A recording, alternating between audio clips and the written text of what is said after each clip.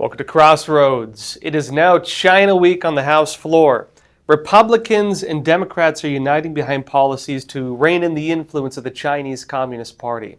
And right now, House congressional members are pushing a new series of bills that look to take on issues from biotech to farmland, again related to the Chinese Communist Party.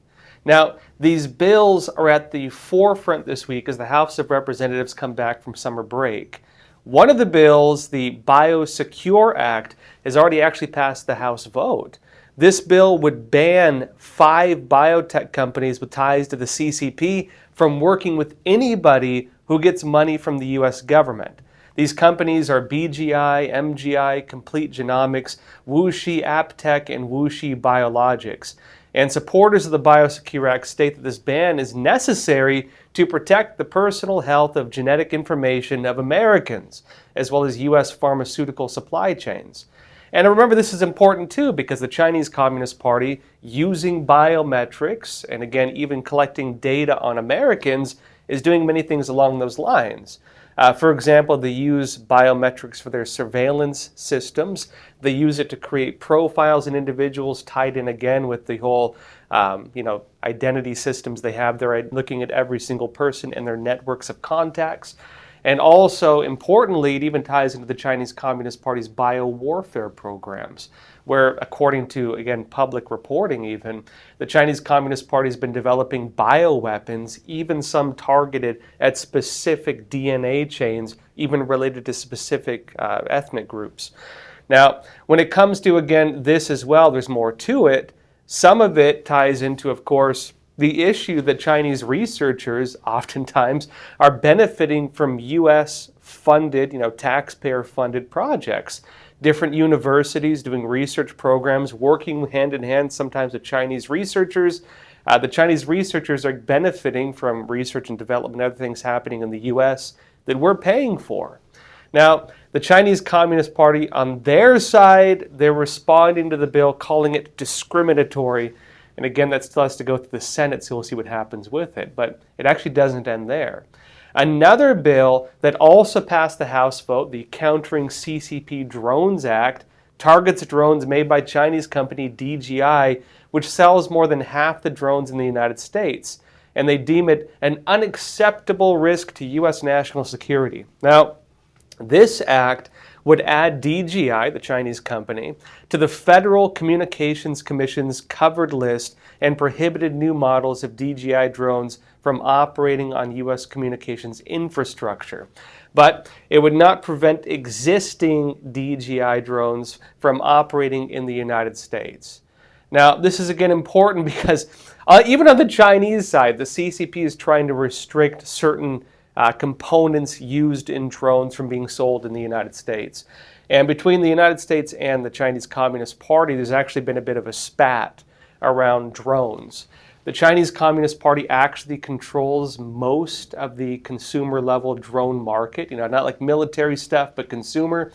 And this is important because, as we've seen with modern battlefields, look at Ukraine and Russia, for example, these little, consumer-type drones are being used to drop bombs. They're becoming new weapons of war. One of the concerns then with the Chinese Communist Party basically running a lot of these programs is that they can be maybe remotely activated, remotely controlled, or even through their connections to U.S. infrastructure can possibly infect different systems. A concern notably with Chinese electronics overall, but they're bringing that up notably with DJI. Now, DJI has been at the forefront of national security concerns raised by Congress, again, for these reasons. But again, it actually doesn't end there with these bills. Another bill that also passed the House is the Decoupling from Foreign Adversarial Battery Dependence Act, which would prohibit Homeland Security from buying batteries from 6 companies with ties to the Chinese Communist Party. These companies include CATL, Envision Energy, and BYD. Now, on the note of batteries, of course, the Chinese Communist Party has been overproducing them for electric vehicles and so on like that. Notably, the US, China, and even Europe are involved in trade battles right now, mainly around batteries and electric vehicles. The CCP has been kind of over mining even on the component side, the components needed to build these things, and even in terms of their construction of the batteries in EVs, they've also overproduced those. And so they're trying to dump these on foreign markets right now. When they dump them on foreign markets, again, it drives the prices down because you have too much supply, not enough demand usually, meaning that local businesses get affected by it. And in Europe, that's again one of the big concerns with this. And in the United States, that's also one of the concerns being raised. Aside from that, though, there's also the concern that the Chinese Communist Party is getting its monopoly, maintaining its monopoly on things like rare earth minerals. And if they're able to sell the finished products made from those components, allowing them to do that, again, overproduce and then dump on foreign markets, thereby driving down prices, means that nobody can compete with them. And so this maintains, to an extent, the Chinese Communist Party's monopoly within these industries. On this note, again, Congress is going after them. Another concern, of course, is just basic safety, especially when you're dealing with batteries that can catch fire and so on. And so sometimes their safety standards and review standards are not the same as you might find, for example, in the United States. Also many concerns with that. Now, there are actually a lot of other bills right now. Another one notably aims to stop Chinese Communist Party spying operations and operations to steal U.S. intellectual property. This is the Protect America's Innovation and Economic Security from CCP Act.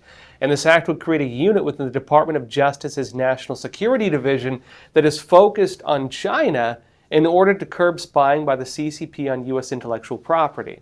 Now, it would develop an enforcement strategy concerning what they call non-traditional collectors, including researchers in labs, universities, and the defense industrial base that are being used to transfer technology contrary to United States interests, that they say at least. Now, on that, of course, again, this goes back to what we briefly discussed. U.S. taxpayer money oftentimes goes to universities or different research and development groups or even defense projects, but oftentimes these industries, the ones doing it or the universities, cooperate with foreign researchers. And it's very common for them to work with Chinese researchers. Again, not like Chinese Americans, but Chinese nationals, again, from the Chinese Communist Party. The concern with that is that if it's a university, for example, Chinese students come to the United States, study, they go to these research and development projects funded by U.S. taxpayers, sometimes including for our defense industry. They work hand in hand with American researchers, and then once their time in school is over, they go back to China. And, of course, normally that's not a problem. But when they go back to China, the CCP will pay them to develop the same thing they researched in the United States. And so the Chinese Communist Party actively takes advantage of this pipeline. And what ends up happening is that U.S.-funded research on weapons technology or next-generation technology made for American businesses ends up getting funneled into the Chinese Communist Party's economy or their defense base. And now we're watching the CCP develop, U.S. military technology, for example, things we paid for, and they're using it to, again, come after us in many cases. This is one of the big concerns with this. And again, not even just defense-based, but even in terms of economy, the Chinese Communist Party is trying to break out of the cheap manufacturing kind of identity, and they're trying to get into, high tech. And so this pipeline allows for that to an extent, something Congress is paying attention to. Now, another bill is the Protecting American Agriculture from Foreign Adversaries Act. This aims to protect U.S. farmland. Many of you have seen the articles, for example, of the Chinese Communist Party or Chinese businesses buying up U.S. farmland. This would look at that. It would add the Agriculture Secretary to the U.S. Committee on Foreign Investment to review foreign transactions for security issues related to agricultural land as well as agriculture biotechnology. You might remember, for example, the old story of these Chinese researchers coming to the United States and stealing biotech corn seeds. A lot of people might wonder, well, why do we care if they steal a bunch of corn seeds? Well, it's because when you're dealing with biotech, again, they develop, for example, corn that can grow in arid environments or places where you normally can't grow it. Because of this, of course, one of our GDP products comes from grains and so on. This is one of America's main industrial bases, so to speak. This is one of the main ways that our country makes money. And when a country steals that from us, they don't just steal that, they actually steal the market. The United States, of course, is interested in maintaining, of course, U.S. interests and, of course, U.S. control over its own agricultural products. When the Chinese Communist Party steals it, they can then plant it in China or use it there and then undermine us on the global markets. Now, the issue you have with these seeds, though, is that the ones you buy in the stores are not the ones that can reproduce. And so oftentimes they're stealing the ones that can reproduce and then again developing it in China. Now, aside from that, there's also the issue of the Chinese businesses and so on buying up agricultural land, sometimes right next to U.S. military bases, and sometimes installing weird contraptions that look like they're trying to spy on them. This has become one of the big issues discussed, not just in the news, but also in Congress. And so Congress is addressing that issue and some around it with this act, or at least trying to. That act would also flag some land sales if the person is a citizen of China, North Korea, Russia, or Iran. And of course, they're criticizing this, some media, including as discrimination, given the fact that, again, it targets foreign nationals working with the U.S. adversarial countries, which would include, a lot of people, especially from China. Now, another bill is the End Chinese Dominance of Electric Vehicles in America Act, and this would prohibit electric cars with Chinese-made batteries or other components from eligibility for the lucrative Clean Vehicles tax credits. And again, we found the Chinese Communist Party getting around some of these things, restrictions on foreign goods or tariffs, by going through Mexico. The United States, of course, subsidizes, the U.S. government subsidizes certain industries that it wants to see become more prevalent. One of the big ones, again, being electric vehicles. And the concern is that foreign countries are trying to basically get some of that money. And by making us, in other words, finance the rise of their industries using our own tax dollars. It's like buying the noose to hang yourself, so to speak. Again, building up a foreign industry rather than a domestic industry using American taxpayer money to finance it. This is, again, one of the big concerns the U.S. has with the CCP trying to not only dump its products in the U.S. market, but even trying to get, again, EVs and electric batteries here made in China. Now, there's actually more to it as well. Congress is they're really focusing on this right now. They also have the DHS Restrictions on Confucius Institutes and Chinese Entities of Concern Act. That would ban funding from the Department of Homeland Security to universities and colleges if they have a relationship with Confucius Institutes. Now, the Chinese Communist Party has what they call the Confucius Institutes. Oftentimes, the CCP will even pay American college campuses, and they actually even have these down to like the grade school level, using sometimes different names like the Red School programs and so on. They will pay the schools to let the CCP put what they call a Confucius Institute and even provide their own teachers. And these oftentimes look on the surface like Chinese language classes or Chinese culture classes, which would be fine normally.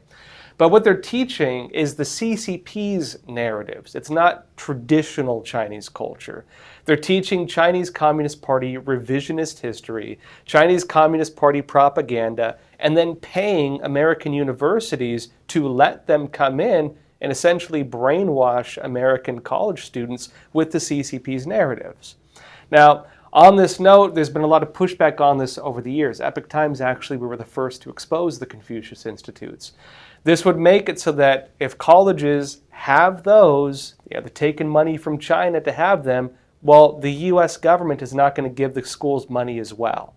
And for a lot of U.S. universities, they get a lot of money from the U.S. government. A lot of them, it's one of their main sources of income in many cases. And so if, again, this still has to go through the Senate and so on, if it does end up passing, this could have the effect of pushing Confucius Institutes largely out of the American, higher education institutes. Now, in some countries, like Canada, for example, they've actually taken pretty strong actions against the Confucius Institutes already. Actually, on that front, America's kind of lagging behind other countries on pushing back against this. And so this would be a big development if they did it.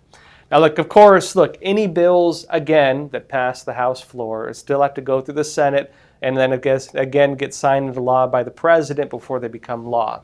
We'll see what happens with these, but it does seem that the U.S. House of Representatives is going very aggressive on this. And also, really, this is nonpartisan at this point, or bipartisan. Republicans and Democrats have become relatively aligned on pushing back against the CCP.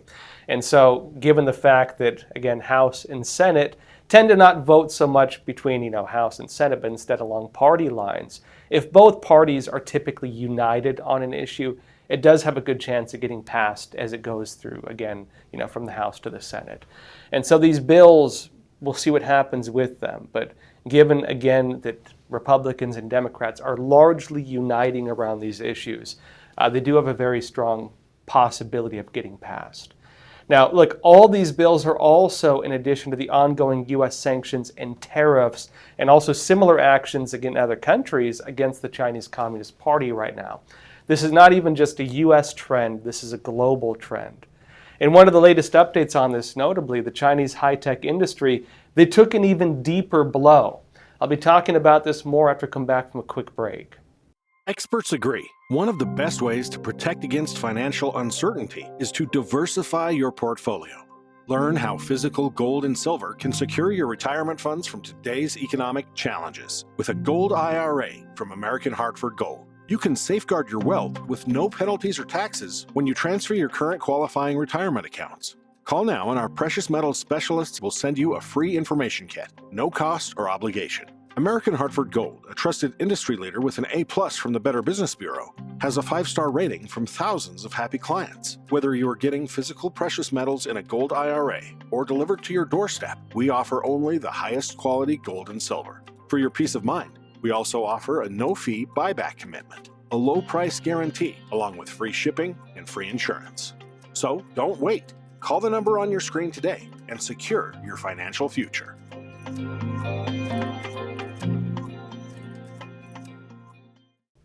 Welcome back. A new series of bills is going through the House of Representatives in what they're calling China Week. Now, these bills look to curb China's influence on issues from biotech to electric batteries to American farmland. Now, this is in addition to ongoing U.S. sanctions and tariffs and also similar actions in other countries against the Chinese Communist Party.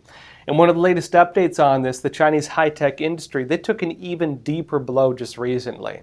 The Netherlands is now enforcing U.S. export controls on machines that are used to manufacture high-tech chips.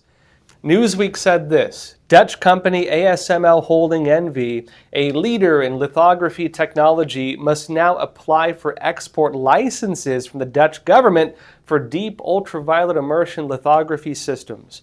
Such tools, it says, are vital for producing less advanced semiconductors than those made with extreme ultraviolet EUV lithography, which is used for more cutting-edge processes in which China also cannot effectively import.